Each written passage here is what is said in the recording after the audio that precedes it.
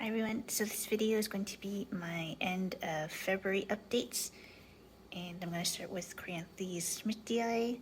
So it did bloom, and the blooms lasted for about a week or so, so that was super cool. This is my Paraphalaenopsis labukensis crossed with Seidenfedenia mitrata, and I noticed that the leaves on this growth have been falling off, so I wonder if that part is not doing well. I did notice that it's starting to push out something here. Looks like it's a new growth, so I think this plant will be okay. And this is my Dendrobium tobaense. I repotted it in lava rock, and as you can tell, I didn't really like it all that much, which makes sense because it was in moss before, just plain moss. So what I did was I put this, I didn't have any plastic pot, so I had to put it in a clay pot, but I've put this inside a glazed mug, so hopefully that will help keep the humidity inside the pot. One thing I noticed in general was a lot of my plants were drying out quite a bit by the time I've watered them, so like once a week. So I think I'm at that stage where I need to start watering in the middle of the week. And this is my Chysis aurea. So there is this new growth, but there is another one growing at the bottom there. So that's doing well. And this is my Trichoglottis pusilla. I decided to take it off the kulog because I have decided that I am going to donate this to our raffle table. And the reason is because I don't think I have the right conditions for this plant. From what I understand, it's intermediate cool growing, and obviously I can't do that. If it was cool to warm, maybe, but intermediate cool, I don't think so. I miss having this bloom for me. It hasn't bloomed for me for a while, and I doubt I can get it to bloom, so someone else can have it, and then I can have something else. And this is my Vanda pumilla, and something very exciting is happening. I believe it's starting to push out a flower spike. So if that succeeds, then that's awesome. I'm wondering if putting it outside for the extra cool temperatures helped it to develop the flower spike, or if it's because it was just time. I have a feeling the cool temperature did help, so I'm definitely going to do that again this year. This is my Dendrobium bellatulum, and you can see there it's pushing out 2 more buds on that growth.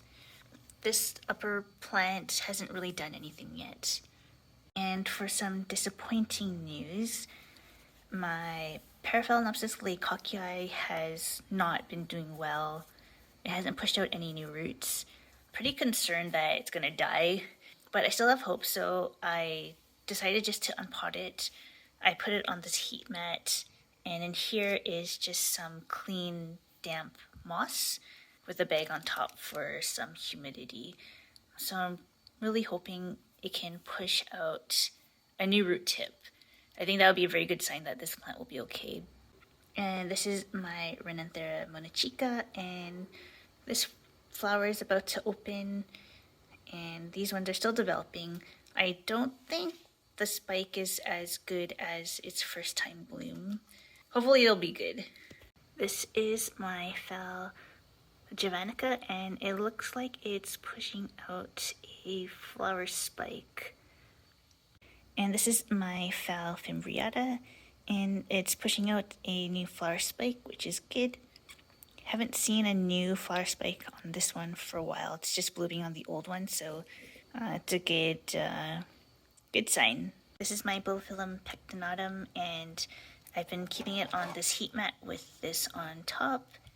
If it looks wet, I just watered everything today, so that's why, but no signs of new growth yet. And this is my Cycnoches peruvianum, and I decided to put it in this humidity container because this guy looks like it was pushing something out, but to be honest, I don't know, or I don't really have high hopes that it will survive. So I did order another one from Ecogena, so even if this dies, then I have another one coming, so that's great. And this is my Clowesia Rebecca Northen Mikabi in full bloom. Really beautiful flowers and smells really nice. It still needs to be repotted, and there's no new growth yet, so still have time. And this is my Vanda coerulescens, and the back flowers are just starting to die off, so it is what it is, but I can enjoy them while I still can.